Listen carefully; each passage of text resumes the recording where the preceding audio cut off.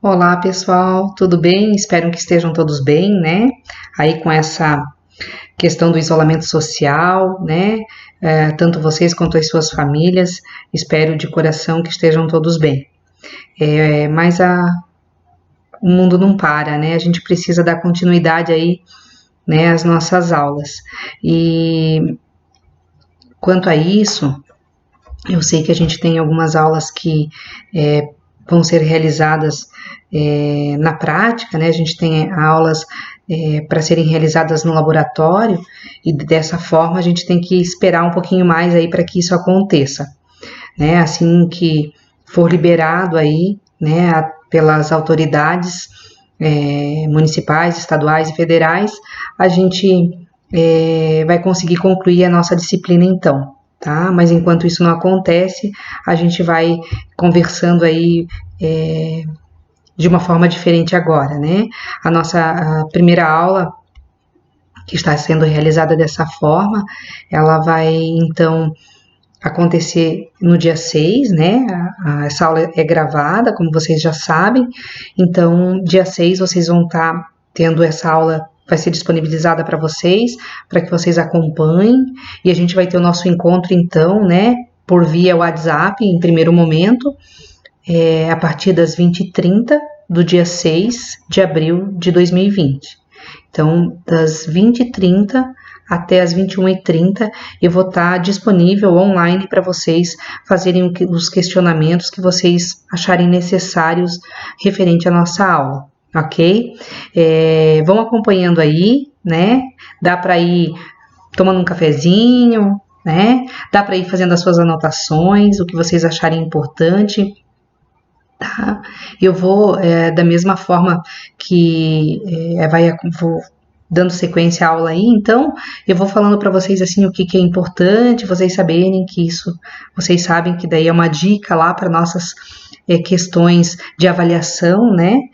Então eu vou sempre dizendo para vocês aí, conforme vai aparecendo os slides na tela, se isso realmente vai ser importante para vocês darem uma atenção especial aí quanto a esse conteúdo. Tá bom? Então vamos lá dar início à nossa aula, tá? Bons estudos a todos.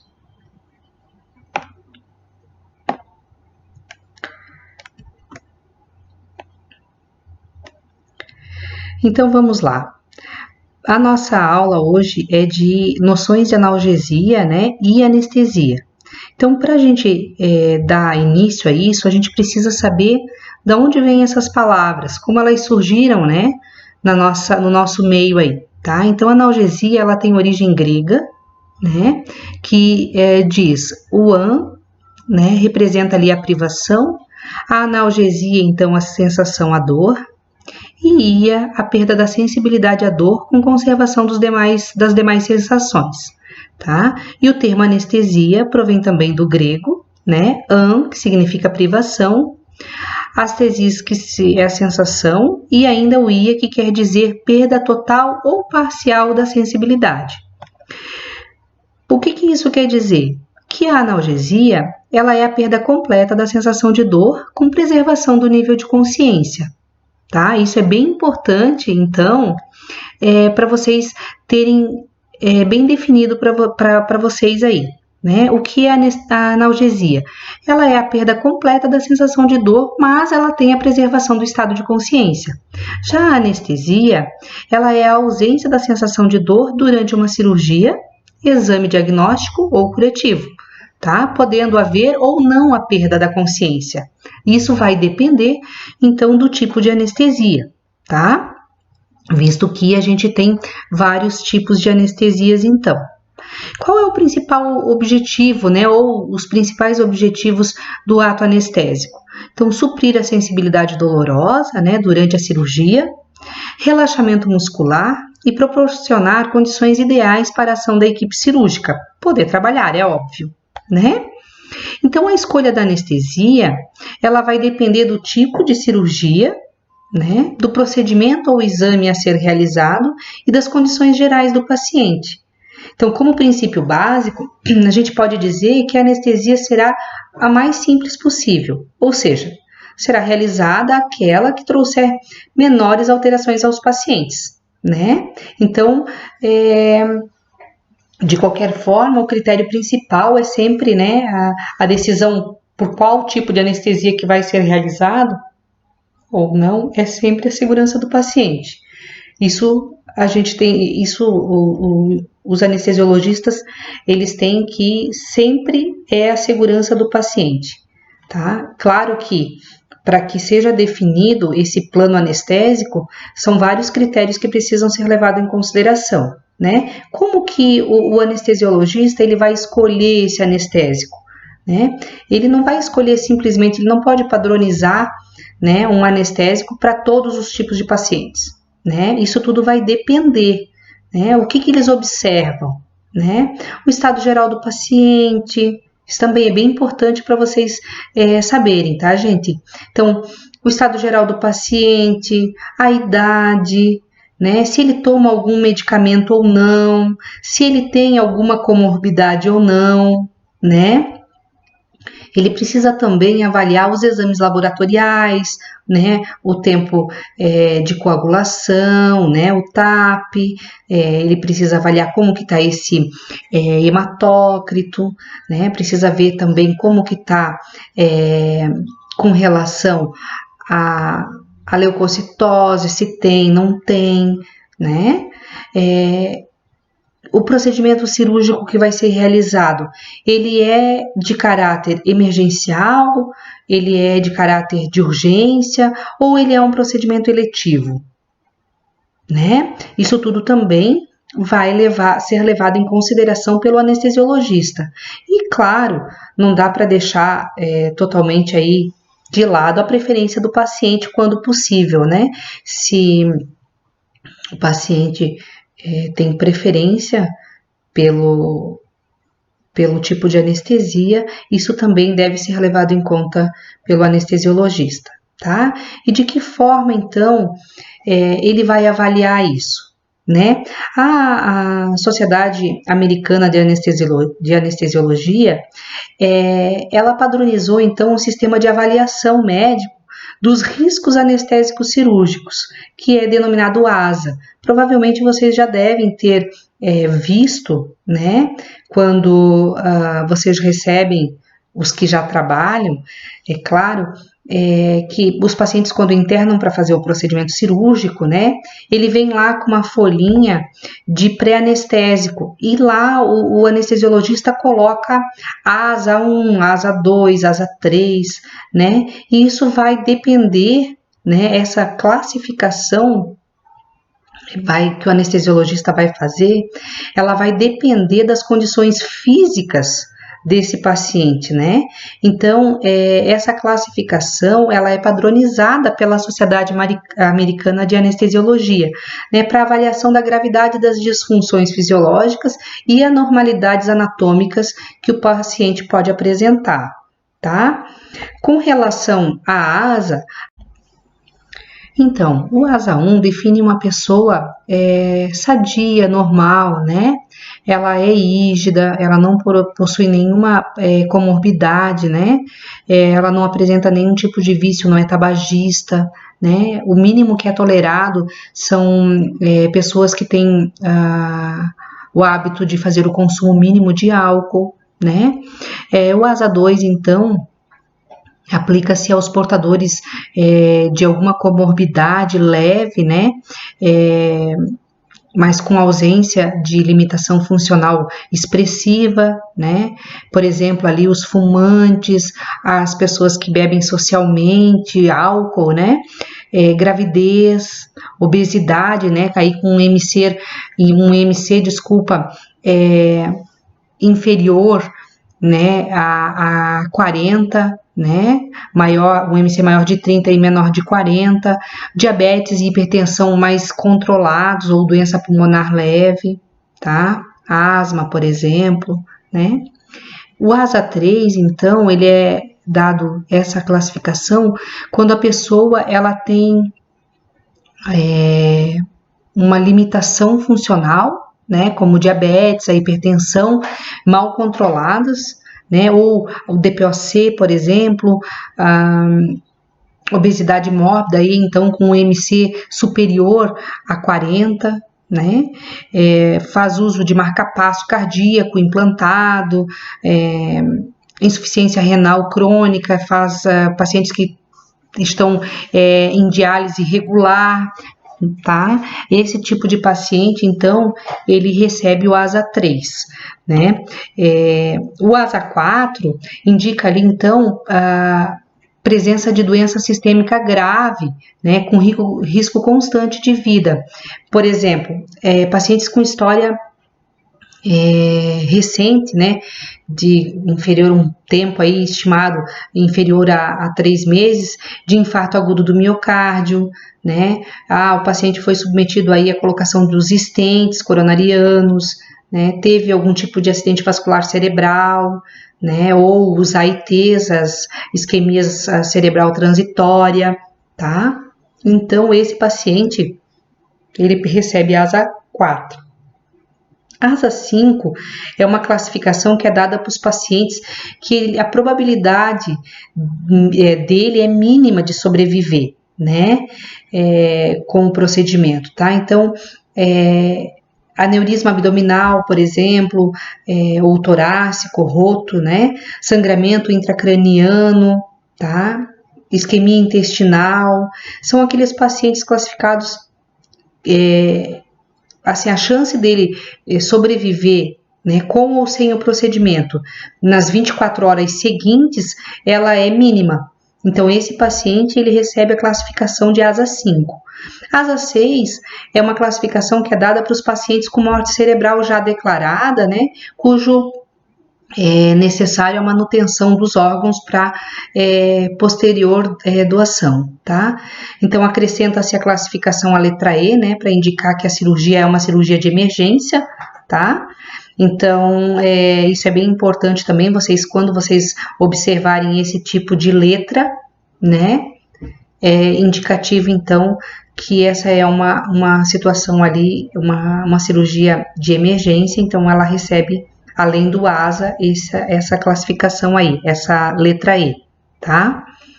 Beleza?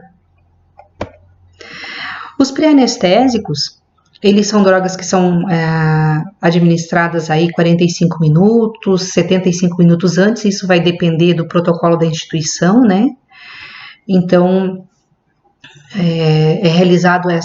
administrado essa medicação antes do início da cirurgia, né? E o objetivo é de aliviar a ansiedade, reduzir as doses dos agentes anestésicos, diminuir a salivação e inibir a produção do suco gástrico, tá? É bem importante vocês terem isso aí gravado para vocês, né? O objetivo dos pré-anestésicos, né? E o que é? Qual é a definição aí? O que é utilizado, né? Nesse sentido de administração de pré-anestésico. Por que eles são administrados, tá? Quais as medicações que são utilizadas?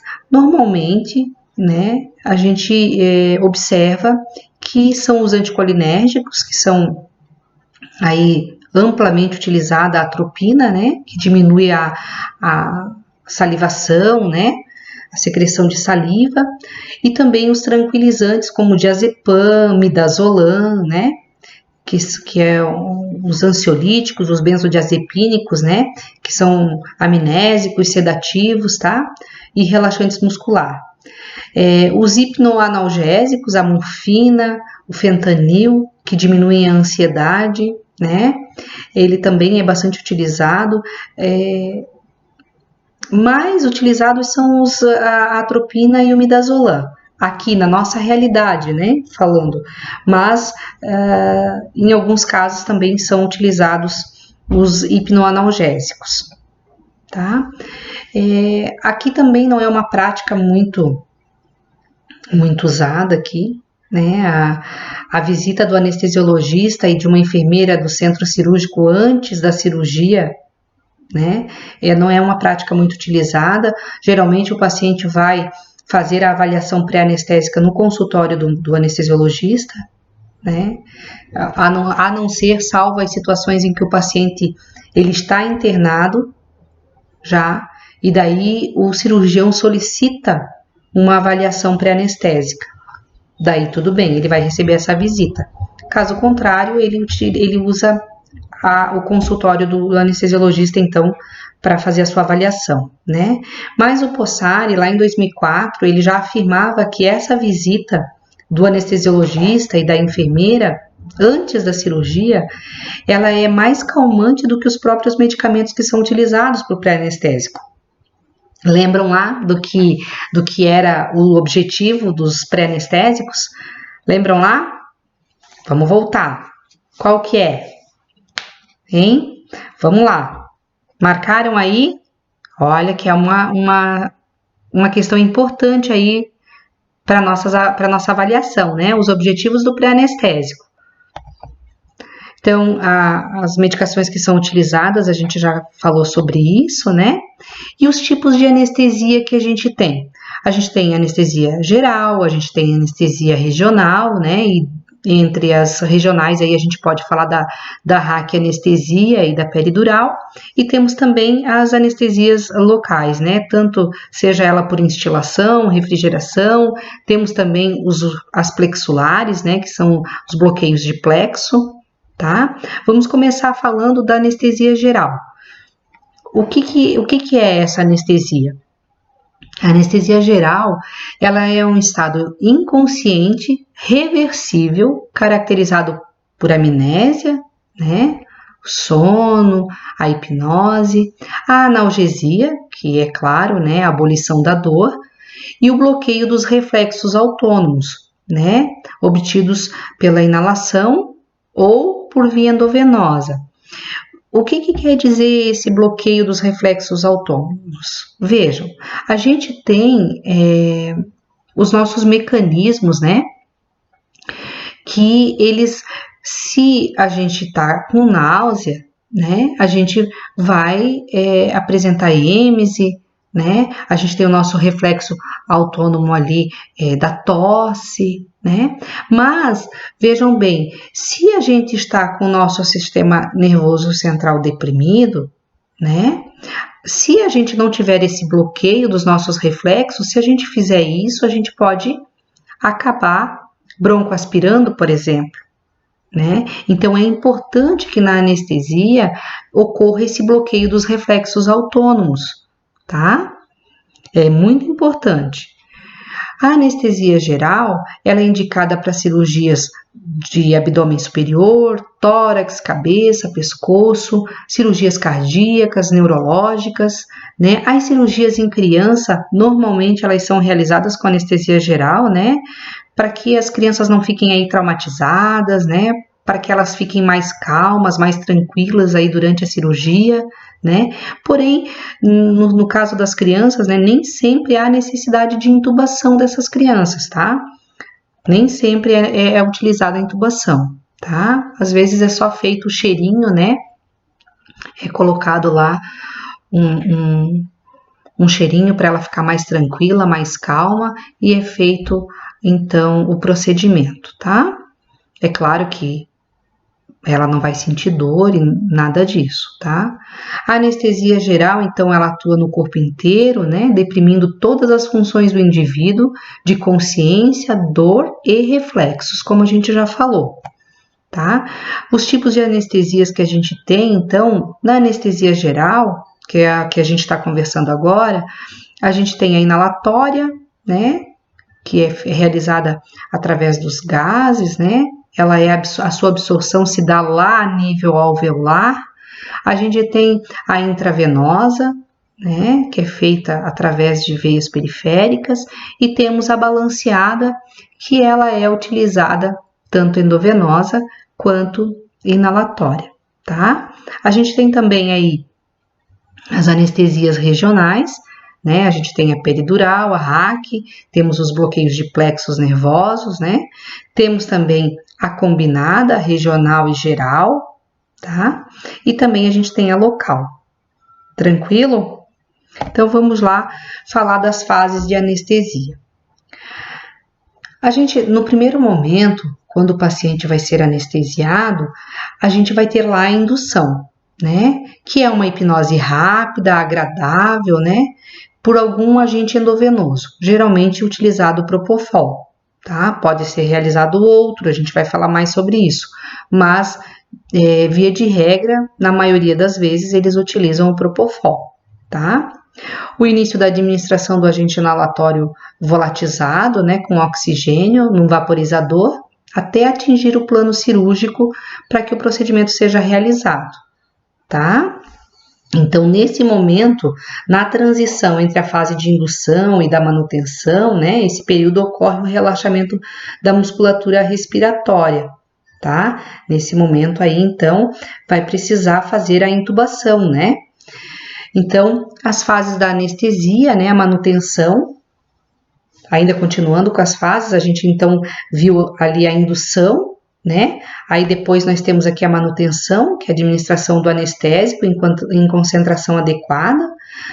Depois disso a gente tem a descurarização, né? Para atenuar os efeitos da acetilcolina, né? Então a atropina vai prevenir a bradicardia, vai prevenir a salivação, broncoespasmos, cólicas, né?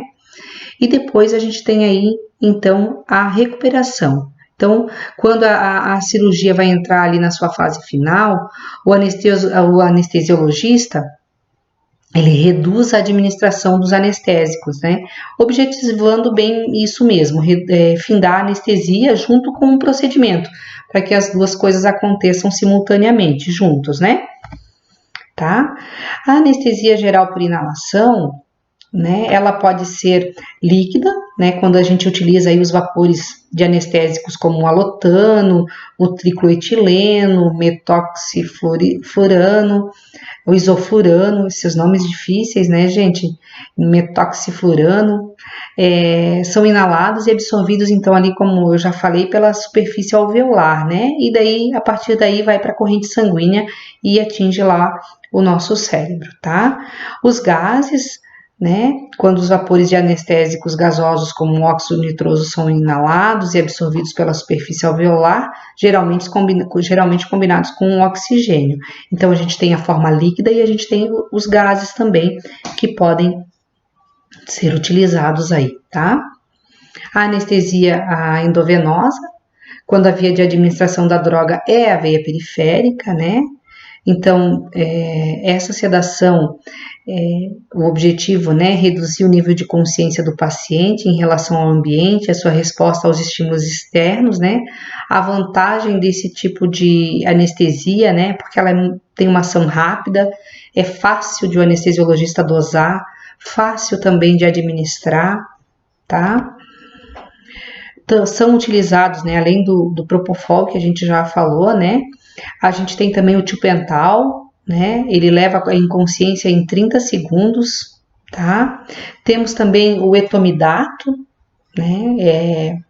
É de uma indução também rápida e a recuperação também é rápida. Temos ali os diazepínicos, né? Que são as drogas mais utilizadas em anestesias, que é o midazolam, por exemplo. O Propofol a gente já falou, né?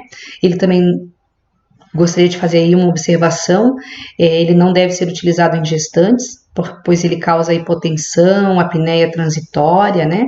Náuseas, vômito, tá? Então a gente tem aí também, para ajudar nesse processo, os relaxantes musculares. E quando a gente fala de relaxante muscular, a gente tem aí um que é bastante utilizado, que é o Pavulon, né? Ou algumas pessoas podem conhecer pelo nome de brometo pancurônico, tá? Esse brometo pancurônio é um relaxante muscular bem potente, né? Ele tem a vantagem de ser seguro, ser estável, ele é reversível, né? Pela neostigmina e pela atropina, então é fácil de reverter a ação dele. Ele é 5 vezes mais potente, né, que o curare, tá? A duração é de 60 a 85 minutos, tá? Então, esse é bastante utilizado. como que acontece, né, com relação à regressão da anestesia e a segurança do paciente, né? Trata-se de um processo de recuperação da consciência em consequência da regressão da anestesia.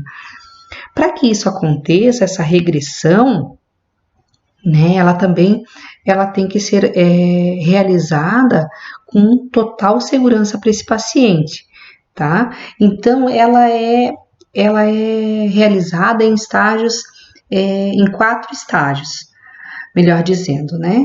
Então, o primeiro estágio, o paciente responde aos estímulos dolorosos, tá? No segundo estágio, então, ocorre a abertura dos olhos ao comando verbal. Então, chama o paciente, né? Fulano de tal, Dona Maria, seu João, né? O paciente abre os olhos, tá? O terceiro estágio, o paciente responde a perguntas simples. Qual o seu nome? Quantos anos você tem, né? Sabe onde você está? No quarto estágio, o paciente apresenta boa orientação no tempo e espaço, né? Então, ele já recuperou a sua consciência, não é verdade? Então, isso a gente já é um indicativo de que ele já não está mais sob o efeito, né, daqueles anestésicos que ele, ou se está já bem recuperado, né, do procedimento anestésico, tá?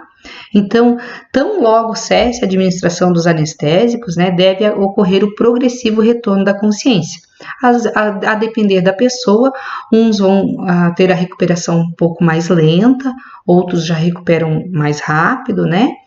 E quando a pessoa retorna, né, começa a acordar, a recuperar a consciência, algum grau de excitação pode se manifestar, né, em função aí da dor, do desconforto pós-operatório, né? As crianças acordam sempre bastante agitadas. E isso é fato, né? Quem não conseguiu, não trabalha na área ainda e não teve a oportunidade de vivenciar isso, mas quando vocês forem para estágio, vocês vão poder observar, as crianças sempre acordam mais agitadas, né? Tá? Então, os comandos simples, né? Abra os olhos, respire fundo, né? Tussa, pode proporcionar aí o paciente uma oportunidade para ele demonstrar que ele já está recuperando ali a sua consciência, tá? Entre os anestésicos líquidos voláteis, né, que a gente estava conversando sobre isso anteriormente, a gente tem aí o alotano, que é um composto halogenado, potente, não inflamável, né, com cheiro agradável, também bastante utilizado, né? Geralmente quando a pessoa vem recuperando-se da anestesia, né, a pessoa pode sentir aí calafrios, tremores, né, tá bem associado a esse tipo de anestésico, tá? Então, quanto vantagem, né, a gente tem aí a rápida e suave indução, né, ele tem ali o odor agradável, ele tem efeito broncodilatador, assim como todos os outros, né, ele não é emetizante, tá? E ele não é inflamável. Quais que são as desvantagens do anestesiologista usar o alotano, né? Ele é um depressor do sistema nervoso, do miocárdio, né? Ele é um depressor do miocárdio. Ele é um agente causador de arritmias.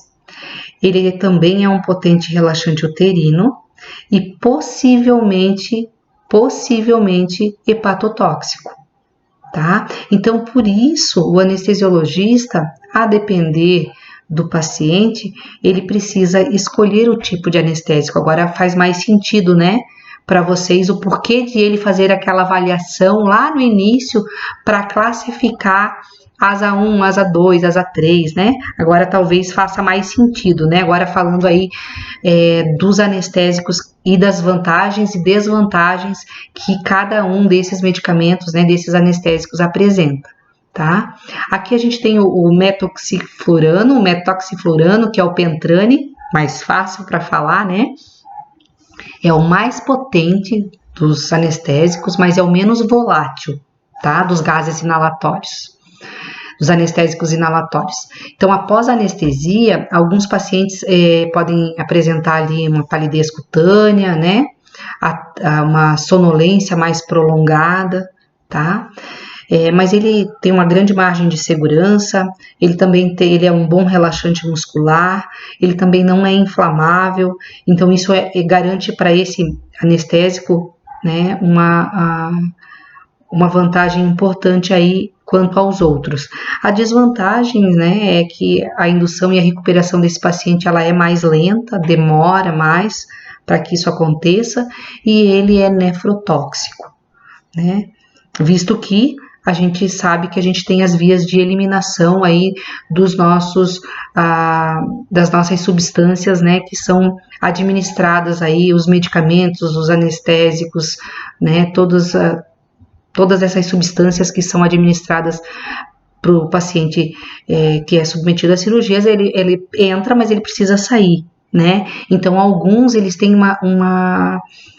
um potencial maior para causar problemas aí relacionados ou com o fígado, né, ou com o rim, né? Aí se é um paciente que já tem problemas, né, renais, né, o anestesiologista não vai poder usar um medicamento ou um anestésico aí que é nefrotóxico, tá? Então ele vai pensar melhor o risco-benefício aí para poder utilizar o anestésico apropriado para aquele paciente, tá bom?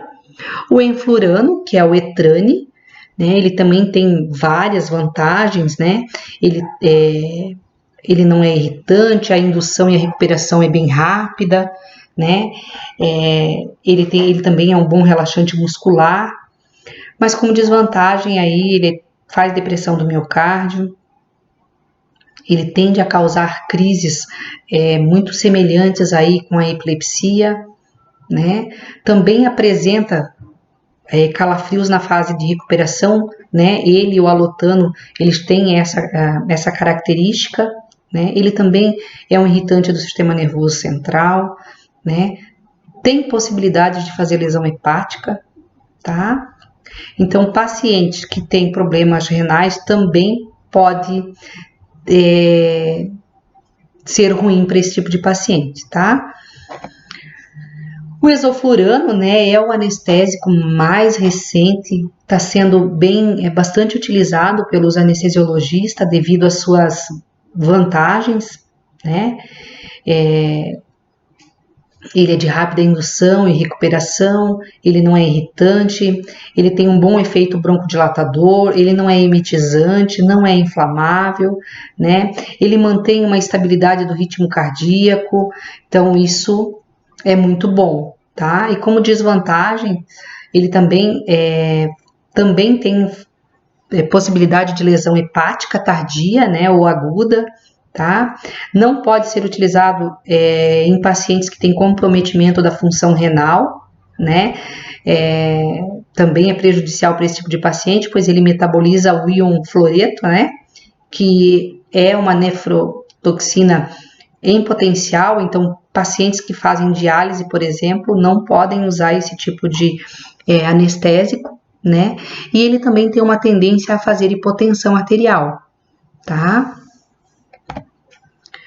O óxido nitroso, né, que é aquele gás hilariante mais conhecido, né, um gás inorgânico, incolor, ele é um fraco anestésico, mas ele é um potente analgésico, tá? E ele tem um cheirinho bem bom, bem agradável, né?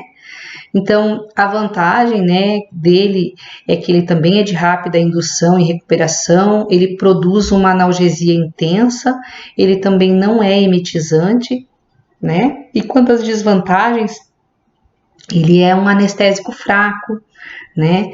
Ele requer baixa concentração de oxigênio para o plano cirúrgico, ele não causa, então, um relaxamento muscular, né? É importante, e pode causar hipóxia, e uma desvantagem bem importante, ele é inflamável, então ele tem um risco maior aí, tá? O etileno, semelhante também ao óxido nitroso, ele possui todas as propriedades anestésicas e analgésicas ali do óxido nitroso, né? Então, ele não é irritante, rápida indução, ele é um excelente analgésico, né? Então, ele não tem efeito sobre o metabolismo. É uma desvantagem, uma vantagem, desculpa. A desvantagem, ele também é explosivo, ele também é um ruim relaxante muscular, né? E precisa de uma alta concentração para que se tenha uma anestesia cirúrgica, né? E ele causa hipóxia. Mesma coisa ali do óxido nitroso, tá? Até aqui tudo bem, gente? Acredito que sim, né? Bem tranquilo. Isso é para vocês conhecerem e se familiarizando aí com os nomes, principalmente quem não trabalha, né? No ambiente hospitalar, então não está familiarizado aí com os nomes, né? Tem uns nomes meio difícil aí, mas com o tempo e conforme vocês vão pronunciando, escrevendo, vocês vão se familiarizando melhor aí e as coisas vão acontecendo naturalmente na vida de vocês aí, tá bom? A anestesia regional intravenosa, ela é bastante conhecida e frequentemente referida como bloqueio de Beer, né? É utilizada nas cirurgias de extremidades de curta duração. A anestesia é limitada à região e ao tempo do garroteamento, tá? Então, eu gostaria só de deixar bem claro para vocês que, com relação à região, né, do braço, por exemplo, né, o tempo de permanência lá do garrote é 60 a 70 minutos, do antebraço 70 a 80 e da perna 75 a 90, tá? Tem literaturas que trazem que não deve ultrapassar ali os seus 60 minutos, tá? Mas a depender da literatura, né, a que eu consultei e trouxe para vocês, então ela traz esse tempo um pouco maior, mas isso o anestesiologista é o que vai definir, tá bom? Vejam, esse tipo de anestesia, ela é realizada intravenosa, né, e também com o bloqueio do fluxo através do garrote, né? O garroteamento do membro. Então, esse tipo de anestesia, ele é realizado em cirurgias que têm curta duração de membros apendiculares, né? De membros superiores e membros inferiores, tá? Somente nesses casos é que é utilizado esse tipo de anestesia, tá? A anestesia local, então, ela vai deprimir temporariamente as terminações nervosas periféricas sensitivas sem afetar outros tecidos, né? Causando a perda da sensibilidade à dor, né? O paciente não vai perder o movimento, né?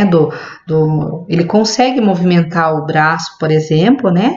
Se for um procedimento que vai ser realizado, né, no dedo, vai ser realizado uma cantoplastia, por exemplo, vai ser feita uma anestesia local, ele só vai ser suprimida, né, temporariamente a perda da dor naquele local, né? Então, ela pode ser feita por instilação, feito em mucosas como os olhos, ouvido, né? Pode também ser feita por refrigeração através de spray, né, de anestésico tópico, e também a gente pode ter ali as plexulares, né? Então, os anestésicos embebem então os troncos nervosos que constituem um plexo, tá? Quando a gente fala nos bloqueios de plexos, a gente já vai ver mais para frente aqui, né, que eles podem ser feitos em vários lugares ali, locais, mas a gente tem os plexos braquiais como sendo os que mais são utilizados, tá? Os anestésicos locais mais utilizados aí, então, a gente tem a lidocaína, né, que é a xilocaína líquida, né, ou a gente tem também a tópica. Temos aí a bupivacaína, que é a marcaína. Temos a mepivacaína, que é a carbocaína. Essa mepivacaína, ela é semelhante à lidocaína, porém aumenta a sua duração anestésica em cerca de 20%. Então, ela é mais potente que a lidocaína, tá? Então, aqui, como eu estava falando para vocês, o bloqueio do plexo braquial, né? Vocês podem ver que, nesse caso aqui, né? O anestesiologista está fazendo um bloqueio do plexo braquial supraclavicular, né? Tá? O objetivo é interromper os impulsos nervosos. Então, ele vai depositar o anestésico nesse feixe de nervos ali, que vai produzir a anestesia das estruturas, né? Tá? E a pessoa não vai sentir dor, né? Na anestesia peridural, o anestésico, então, é administrado no espaço peridural. Nesse caso, não há a perfuração da dura mater e também não tem perda licórica. Esse bloqueio, ele é produzido ali nas fibras sensoriais, espinhais e também nas fibras nervosas. Vejam, pessoal, a gente não tem perda licórica, isso é importante vocês terem bem definidos. Na raquianestesia, a gente vai ver que é um pouquinho diferente, né? Porque na raquianestesia, a gente tem a perda licórica, tá? Então, essa é uma diferença bem importante que vocês precisam se atentar, né? No caso da anestesia peridural, né? A punção é realizada com uma técnica, né? De modo que visa atingir o espaço peridural, né? Ele não vai ultrapassar a dura mater, né? Então, o medicamento, ele é depositado nesse espaço, né? Que é o espaço subdural, tá? A agulha não penetra o espaço depois disso, né? Tá? Aonde a gente já vem ali com a dura mater. Ele é somente nesse espaço, né? Subdural, tá? E o que tem nesse espaço? Né? Como que o anestesiologista, ele vai saber que ele está no espaço certo, né? Como que ele vai saber isso? Porque assim, ó, gente, quando ele vai fazer a punção, né?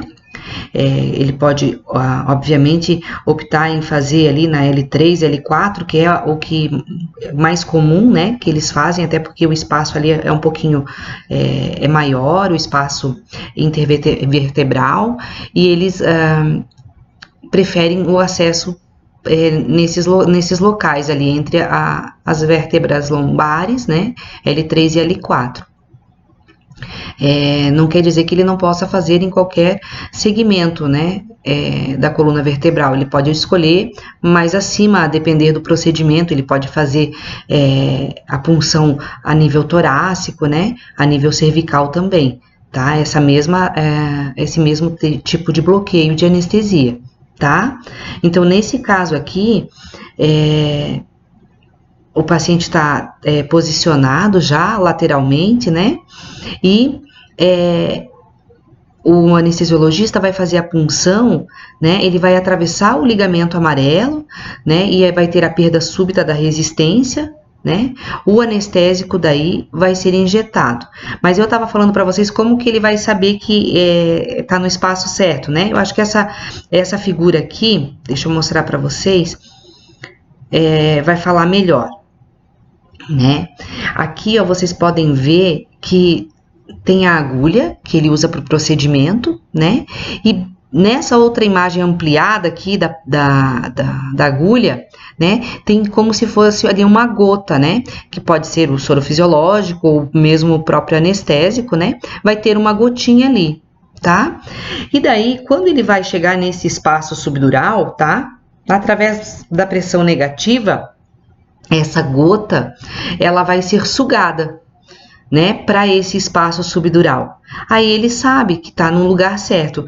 Essa técnica, né, ela é chamada de Guterres também, né, a técnica do gotejamento ou de Guterres, tá? Aí ele sabe que ele está no lugar certo, porque naquele espaço onde tem pressão negativa, essa gotinha que está ali no canhãozinho da agulha ali, vai subir, tá? Nessa outra imagem aqui representa melhor para vocês, ó, tem uma gota ali, uma flechinha para cima, vocês estão vendo aí na tela de vocês, né?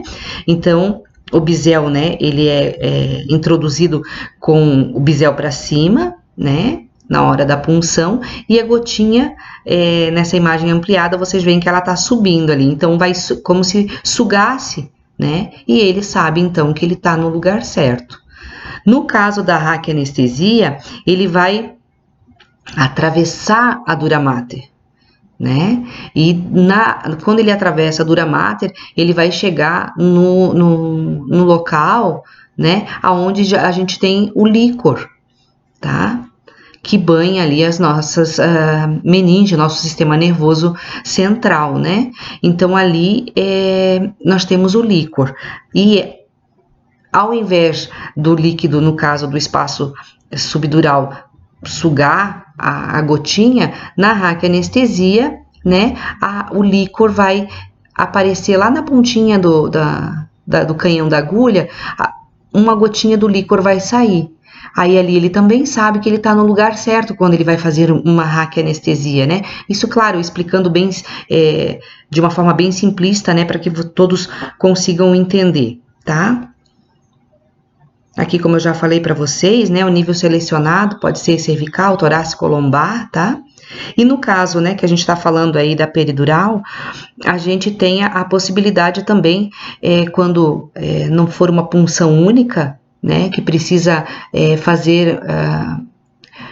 administrar o analgésico, né, o anestésico de forma contínua, o anestesiologista opta então por introduzir um catéter, né? O catéter é bem, a espessura dele, né, ele é de 1 milímetro, ele é bem fininho, né, bem pequeno, e esse catéter vai ficar lá naquele espaço subdural, tá? Então ele vai fazer a mesma técnica, né? Só que na hora de puncionar vai ter um catéter, e que ele vai deixar esse catéter lá, tá? Para ir administrando, né, o medicamento, né, conforme a necessidade, tá?